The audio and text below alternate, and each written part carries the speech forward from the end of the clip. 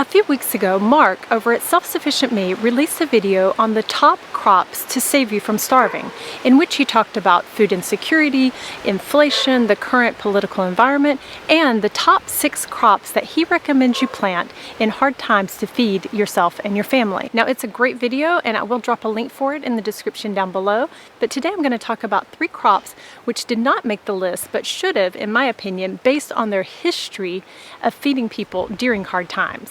So what foods make it on my list that didn't make it on Mark's? Well, I'll give you a hint. It's one of the oldest cultivated plants growing on the planet, with remains found in caves in Ghana dating all the way back to 2000 BC. Don't worry, we actually still grow and eat this today.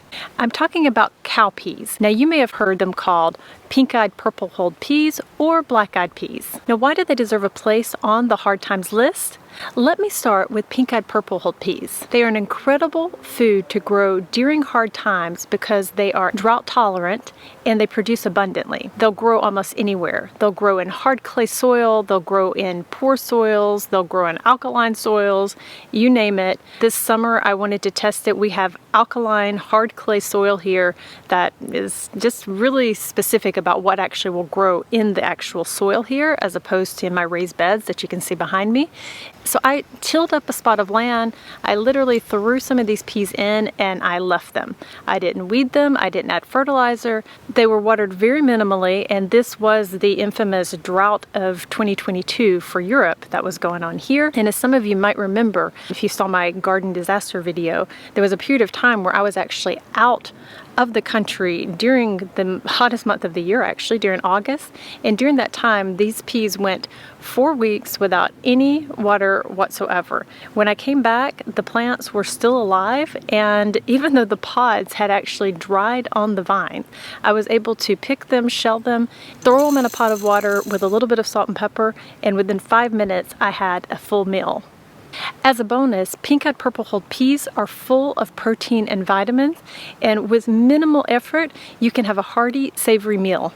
So now I'm going to take you on a little history lesson here back to the 1860s and the U.S. Civil War. Well, as the Union troops moved through the South, they cleaned out the storehouses and barns and took the food supplies that were there. One of the things they had cleared out were the pink-eyed purple-hulled peas, which were a Southern staple at that time. Many Southerners, faced with starvation, turned to what was left, which the Union Army had deemed inedible, and that was the animal fodder, which, you guessed it, in this case, it was black-eyed peas. Black-eyed peas not only became a staple in our Southern cuisine, but they're also celebrated every New Year's Day as a good luck food. So based on their history as survival foods, I definitely recommend adding these to any hard times food list.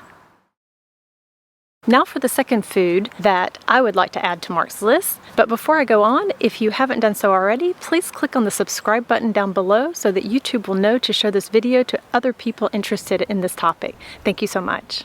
For number 2, I'm going to go back to my roots in the South, but this root vegetable is worldwide. I'll give you a hint. The Germans named a winter after it during World War I. Any guesses? As National Geographic put it, turnips throughout their long and lumpish history have been the food of cows, pigs, sheep, the desperate, and the poor. And in case you didn't know it, you can grow it for the greens or the turnips, or both. Both are nutrient and vitamin rich, with turnips having about 30% of your daily vitamin C requirement, and cooked turnip greens boasting a whopping 220% of your daily vitamin A, 66% of your daily vitamin C, and over 600% of daily requirements of vitamin K. If turnips helped Germans survive the turnip winter of 1917 and helped the British survive World War II, I think turnips deserve a place on this list. Now for number 3, I'm going to take you on a walk with me because here I'm talking about not just one food, but many. I'm going to ask you to keep an open mind because I'm actually going to be talking about foraging. And I know for many that can conjure up visions of wilderness survival shows or things like that, but don't worry, I'm not going to be asking you to eat any wild grass or dig up any grubs today.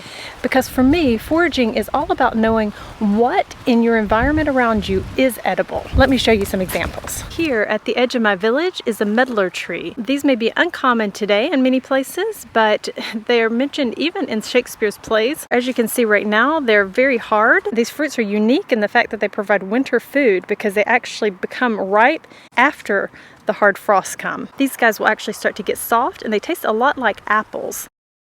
Here is a fig tree growing in a ditch. Now it's small right now, but it will be bearing fruit probably within a couple of years. So I'm going to keep an eye on this one. This is an elderberry tree, although you might not recognize it if you're looking for it in the fall or the winter. And by paying attention, you start to recognize trees and plants by their blossoms and by their leaves well before their fruit becomes ready for the taking. I do want to say that I'm a very optimistic person. I do not think that the world is coming to an end, but what I do believe is that there is immense power in knowing how to feed yourself during hard times.